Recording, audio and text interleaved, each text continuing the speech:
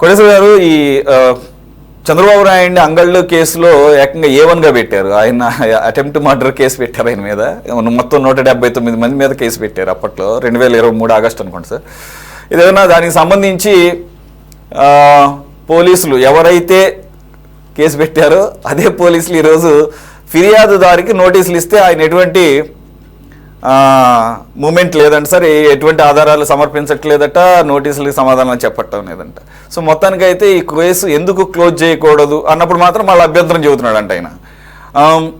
ఏదేమైనా ఇది fabricated case ఇది అని కూడా ఇది కూడా క్లియర్ తెలుస్తుంది. ఇప్పుడు ఆయన ప్రతిపక్ష నేతగా ఉన్నప్పుడు ఆయన ఇరిగేషన్ ప్రాజెక్ట్స్కి సంబంధించి విధ్వంసం మీద ఒక సమరభేరిలాగా ఆయన ఏదో ఒక ప్రోగ్రాం పెట్టుకున్నాడు. మరి విపక్షాలంటే చేసేది అదే కదా, అది టీడీపీ అవ్వచ్చు లేదా కమ్యూనిస్ట్ పార్టీలు అవ్వచ్చు, ఏదైనా కానీ దాన్ని అడ్డుకునే దానిలో భాగంగా అక్కడ వైసీపీ శ్రేణులు పోగవటం ఆబ్వియస్గా మరి ప్రతిఘటన ఉంటుంది కాబట్టి టీడీపీ శ్రేణులు వైసీపీ శ్రేణులను అడ్డుకోవడం, అక్కడ ఒక రభస జరగడం మనం చూసాం.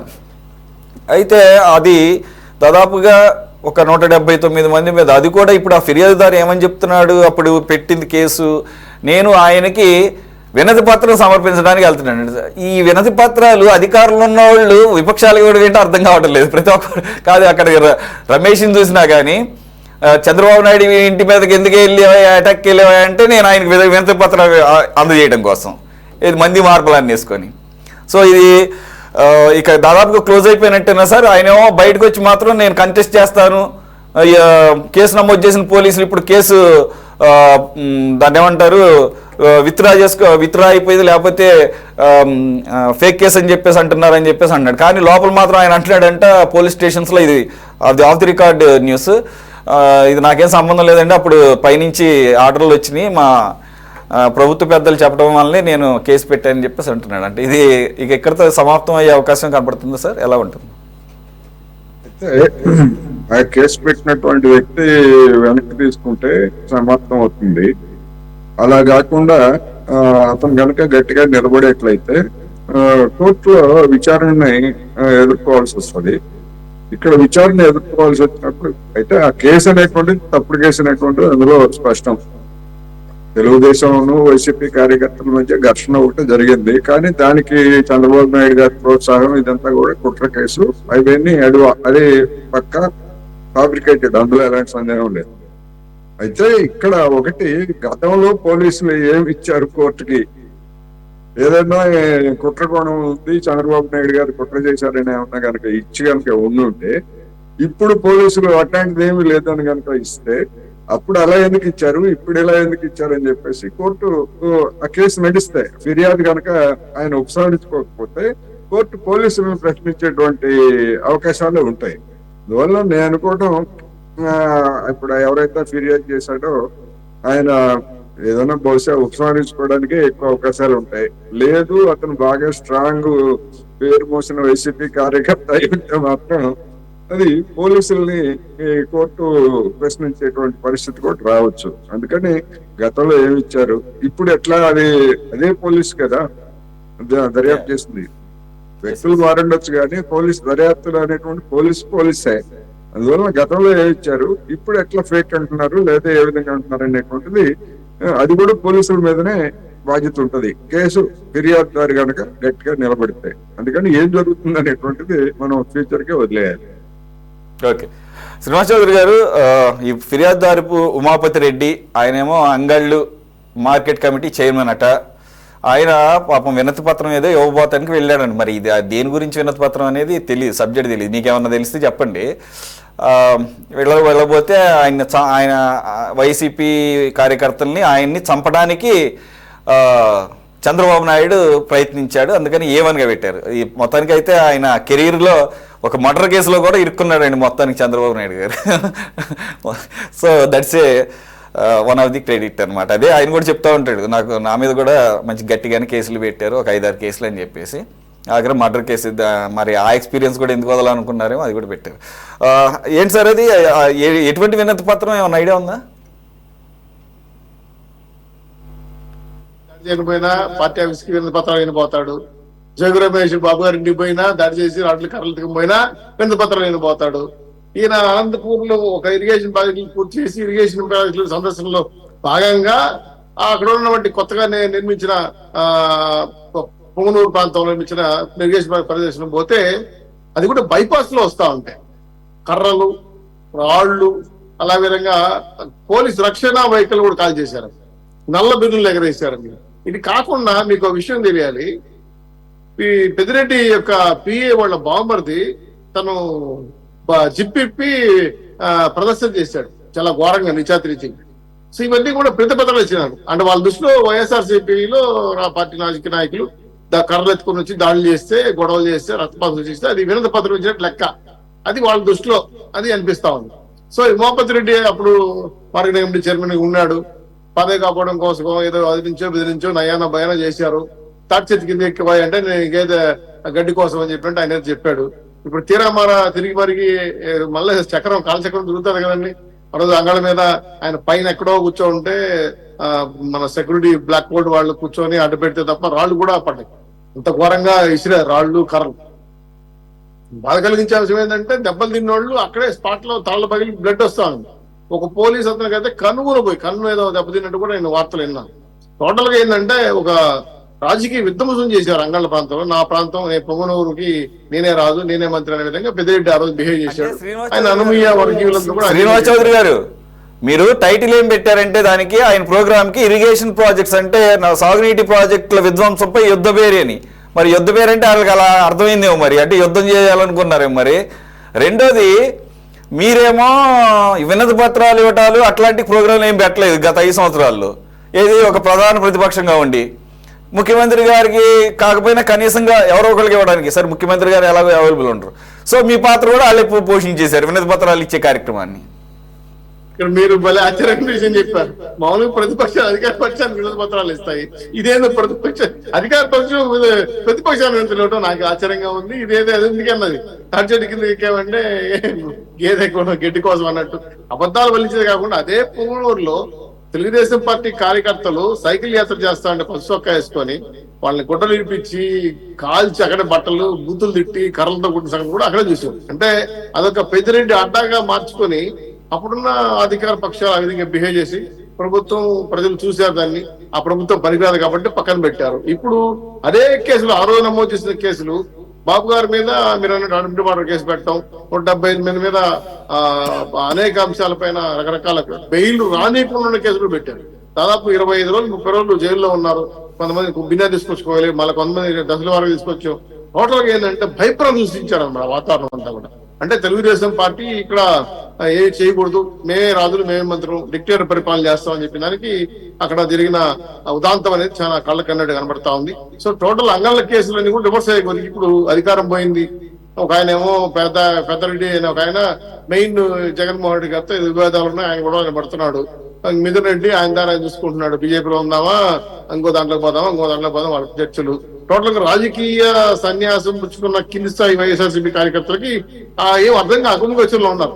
కేసు నడపాలంటే ఏం కప్ప ఏమంటారు అని మింగమంటే పాము కోపం, కరగమంటే కప్ప కోపం అన్నట్టు పెద్దిరెడ్డి ఏమంటాడేమో. మళ్ళా ఇప్పుడు ఎమ్మెల్యేగా ఉన్నాడు కదా, మళ్ళా నాకేమన్నా ఇబ్బంది సిటీ మిగులుతుందని చెప్పి బయటకు వచ్చి ఒక మాట, లోపల ఒక మాట, అట్లా ఇట్లా 2 రకాలుగా మారుతున్నారు.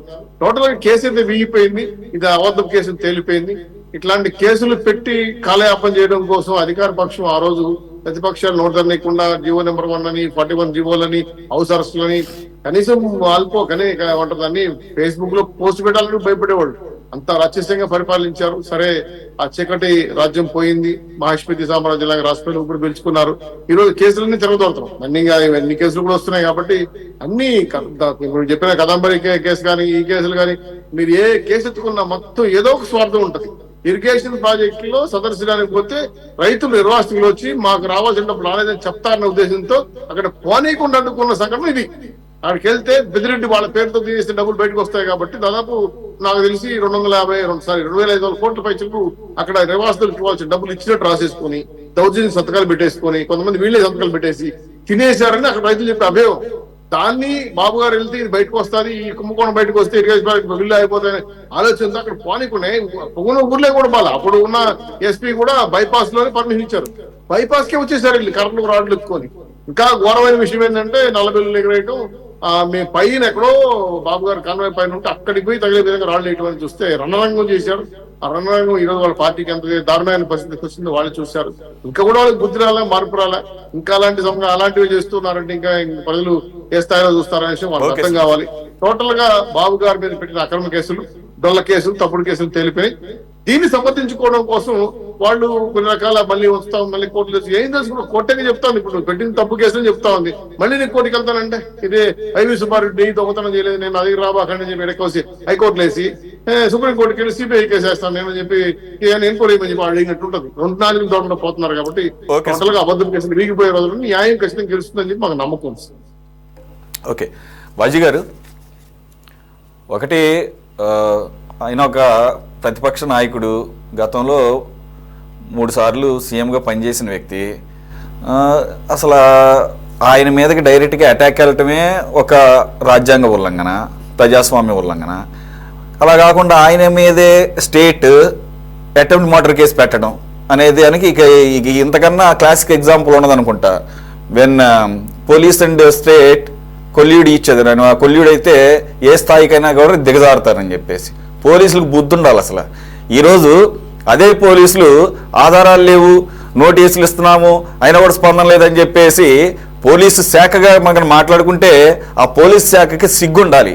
అప్పుడు కూడా అదే పోలీసు మీ బుద్ధి ఏమైపోయింది? అసలు ఎవరి మీద పెడుతున్నాము, ఏ సందర్భంలో పెడుతున్నాము, వెళ్ళేదే ప్రోగ్రాము, ప్రజా ప్రయోజనానికి సంబంధించిన ఒక ప్రోగ్రాం. అది నీ మీద ఒక రాజకీయపరమైనటువంటి ఒక దాని ఏమంటారు, ఒక ఫైట్ కాదు అది, ఈవెన్ ఒక బహిరంగ సభ కూడా కాదు, ఒక ప్రజా ప్రయోజనకరమైనటువంటి ఒక దాంట్లో లోటుపాట్లు ఉండుండొచ్చు, లేదు మీరు ఫాల్స్ ఎలిగేషన్ చేస్తుండొచ్చు, దానికి ఒక పద్ధతి ఉంటుంది.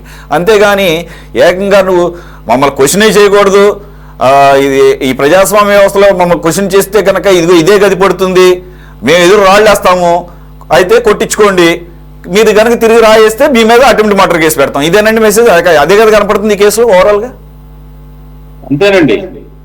టోటల్ గా ఏంటంటే అధికార గర్వం, అట్లాగే పోలీసు వ్యవస్థల్ని తమ చెప్పు చేతుల్లో ఉంచుకొని మనం ఏం చేసినా గానీ సరిపోతుంది, ఏం చేసినా గానీ ఎవరు అడిగే వాళ్ళు ఉండరని ప్రశ్నించేవాడి గొంతు నొక్కే పంధాలోనే గత ప్రభుత్వంలో అన్ని జరిగినాయి.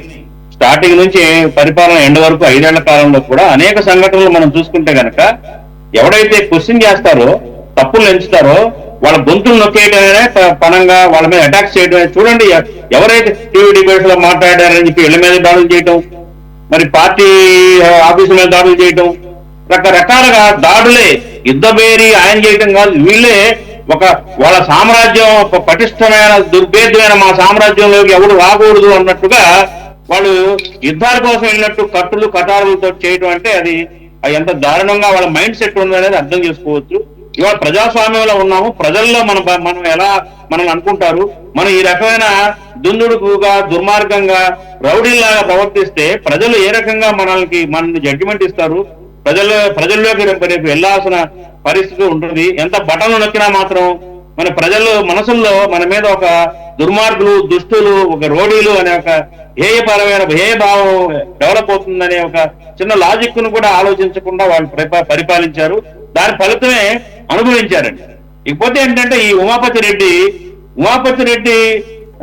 ఆయన ఇప్పటి వరకు పోలీసులు అడిగిన దానికి సరైన ఆ సంఘటన తాలూకా ఎవిడెన్సెస్ ఇవ్వలేకపోయాడు. ఇంకా కోర్టుకి ఏమవుతారండి, కోర్టులో ఎవిడెన్స్లు ఇవ్వగలుగుతాడు. కాబట్టి నేను అనుకోవటం ఏంటంటే కొద్ది రోజుల్లోనే ఆయన ఆ కేసును విత్డ్రా అయిపోయి సైలెంట్ గా పక్కకి వెళ్ళిపోవచ్చు. ఆ తర్వాత పార్టీ మారనవచ్చు కూడా.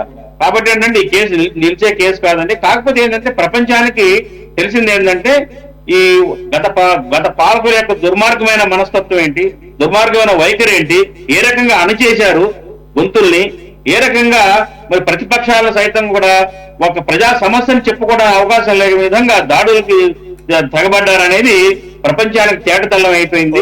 కాబట్టి ఏంటంటే ఈ కేసు నిలవదు, ఈ కేసు ఆయన విత్డ్రా చేసుకునే ఛాన్సెస్ ఎక్కువగా ఉన్నాయని చెప్పేసి నా అభిప్రాయం. కోటేశ్వర గారు, you got time for 1 minute? Sir, ఇప్పుడు ఇది ఒకటి ఫ్యాబ్రికేటెడ్ కేసు, అది పక్కన పెడితే అసలు ఫస్ట్ ఆఫ్ ఆల్ ఆ రకంగా పోలీసులు కానీ లేదంటే కానీ ఒక రౌడీ మోకం మీద పట్టడానికి అసలు ఇటువైపు నుంచి ఐ మీన్ టీడీపీ వైపు నుంచి కేసు ఎందుకని వీళ్ళు ఫైల్ చేయట్లేదు దాని మీద, అంటే ఎవరు వెనకాల ఎవరు ఉన్నారు? పొంగనూరులో ఐ మీన్ ఆ అంగళ్ళకు సంబంధించి ఏ రౌడీ మోకలను పంపించింది ఎవరు? వాళ్ళకే వాళ్ళు రారు కదండి. సో ఎవరు వెనకాల ఉన్నటువంటి కింగ్ పిన్ ఎవరు అనే యాంగిల్లో ఎందుకని ప్రభుత్వం ఆలోచించటం లేదు? ప్రభుత్వం ఆలోచించడానికి ఇప్పుడు చౌదరి గారు లేకపోతే ఇంకా వాళ్ళు ఎవరైనా కేసు ఫైల్ చేస్తే అప్పుడు దాన్ని ప్రభుత్వం కానీ పోలీస్ శాఖ కానీ తీసుకుంటుంది తప్ప సుమూటగా తీసుకోవడానికి కోర్టులకి అది ఉన్న అధికారం ఉంది కానీ ప్రభుత్వాలకి నాకు తెలిసినంత వరకు అధికారాలు లేవు. ఎక్కడ నా పాయింట్ ఏంటంటే నెక్స్ట్ స్టేజ్ అదేనా, అంటే నెక్స్ట్ అది ఉండే అవకాశం కనపడుతుందా ఈ కేసు ఒకవేళ ఇది వీగిపోతే? అంటే ఇప్పుడు కనుక అది కేసు చేస్తే ఇంతకాలం ఏం చేశారు, అప్పుడే ఎందుకు కేసు బుక్ చేయలేదని చెప్పేసి ప్రశ్న వస్తుంది. ఒకవేళ అప్పుడు పోలీస్ తీసుకోలేదు అనుకోండి, ప్రైవేట్ కేసు కోర్టును అప్రోచ్ అయి ఉంటే కోర్టు ఆదేశం మేరకు కేసు నమోదై ఉండేది.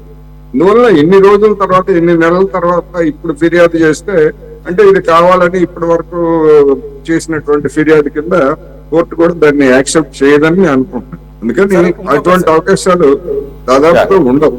అతను ఉపసంహరించుకుంటే లేదా ఇంకా ఇతర లీగల్ ప్రొసీజర్స్ ప్రకారం ఆ కేసు కొట్టేయడానికి ఉన్నటువంటి అవకాశాలను చూస్తారు తప్ప ఇప్పుడుగా తెలుగుదేశం ఫిర్యాదు చేయడానికి అవకాశం లేదు, ప్రభుత్వం చేయడానికి అసలు అవకాశం లేదనేది. ఎందుకంటే ప్రభుత్వం మనకి చేస్తే అది వెంటనే రెడ్ బుక్ అని చెప్తారు, కక్షణాది అని కూడా చెప్తారు, అది చూసే వాళ్ళకి కూడా అట్లాగే అనిపిస్తుంది. అందుకని ఆ అవకాశాలు అయితే లేవనేది. Right sir, thanks for your opinion. Hem Kumar గారు కంక్లూడ్ చేయండి. ఒకటి ఇదొక అంశం అయితే యాక్చువల్గా రిలేటెడ్ కాదు కానీ దీన్ని కూడా మీరు అడ్రస్ చేయొచ్చు. యాక్చువల్గా రేపు 9వ తారీఖు జగన్మోహన్ రెడ్డి గారు పొంగనూరు వెళ్ళి ఒక 3 ఏళ్ల పాపని చంపేశారు కదా, దానికి సంబంధించి పరామర్శించాలి యాక్చువల్గా.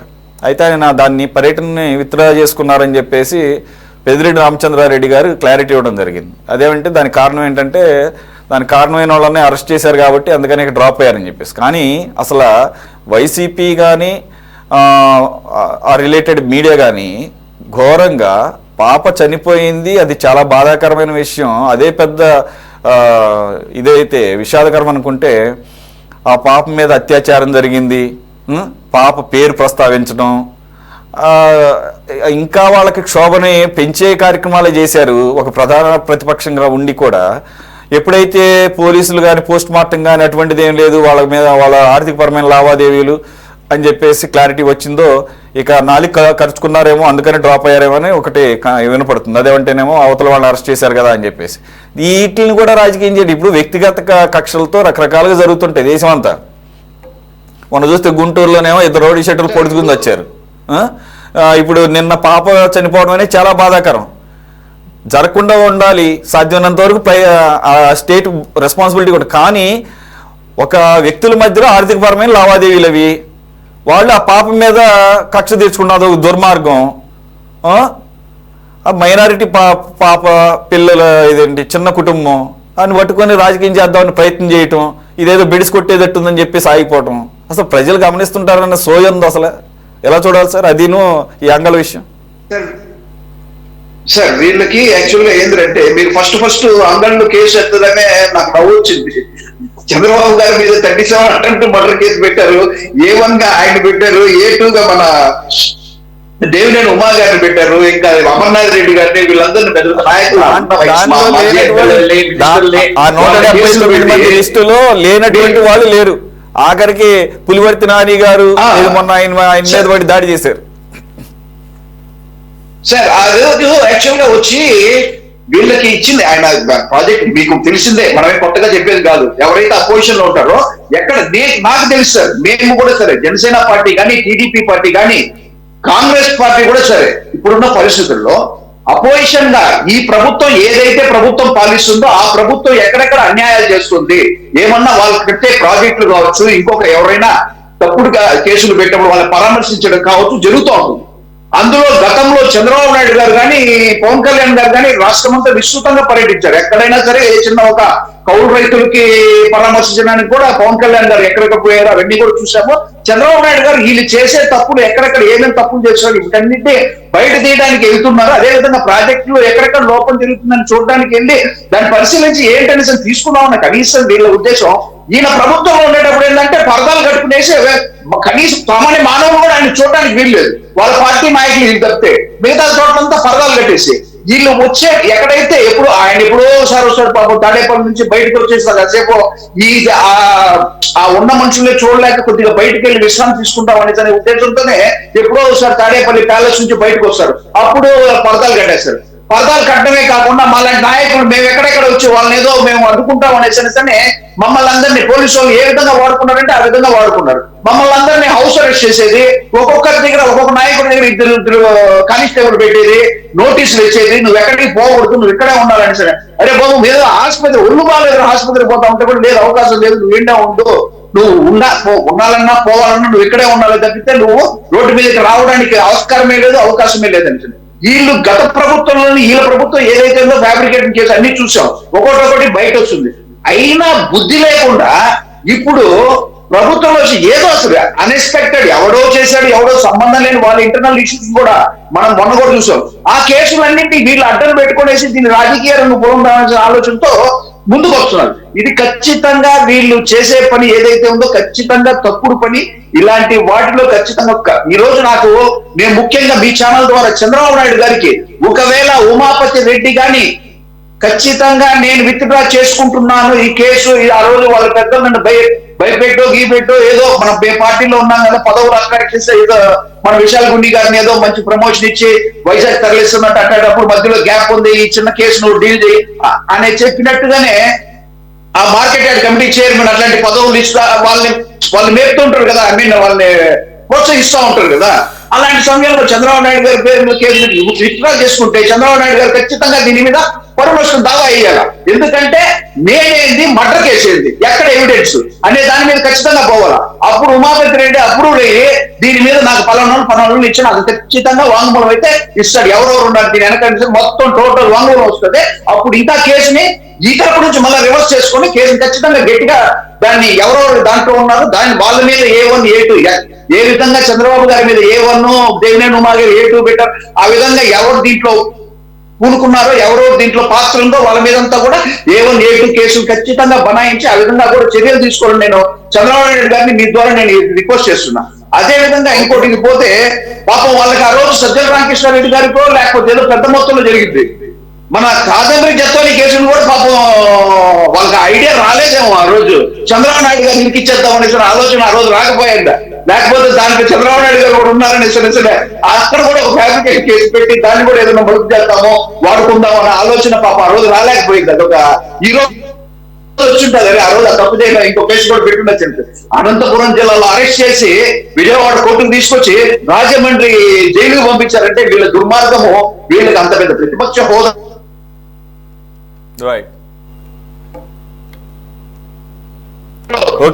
హక్కును చేర్చుకునే దానికి జగన్మోహన్ రెడ్డి గారు అంత సాహసాలు అయితే ఎక్కడ చేసింది చూడలేదు గతంలో కేసుకున్నా కూడా. అదే విధంగా 2019లో వద్దులే ఇంకా మనకి చంద్రబాబు గారి పాలన మనకు వద్దులే అన్న ఆలోచన లేదు. ఎందుకంటే ఆల్మోస్ట్ అమరావతి ఏర్పడిపోయింది, హైకోర్టు ఏర్పడిపోయింది, ఆల్మోస్ట్ సెటప్ అన్ని జరుగుతుంది. కాకపోతే ప్రజలు ఆయన ఏదో నేను చేసేది చేయాల్సిన చిన్న ఒక్క ఛాన్స్ అంటే రాజశేఖర రెడ్డి గారు తండ్రి అనేసి ఏదో చేస్తారని ప్రజలు నమ్మకం పెట్టుకునే అవకాశం ఇచ్చిన దానికి ఇంక మీదట ఎట్టి పరిస్థితుల్లో ఖచ్చితంగా వీళ్ళని ఖచ్చితంగా గద్దెలు కాదు కదా ఆ చుట్టుపక్కల కూడా చేసే పరిస్థితి లేకుండా చేస్తారు. ప్రజలు ఖచ్చితంగా బుద్ధి చేస్తారని కూడా తెలియజేస్తుంది. Thanks very much for joining Hem Kumar గారు, బాజీ గారు, శ్రీనివాస్ చౌదరి గారు, కోటేశ్వర గారు. ఇది వాళ్ళ టాప్ డిబేట్. మరో అంశంతో మళ్ళీ కలుద్దాం. Stay tune to city 24/7.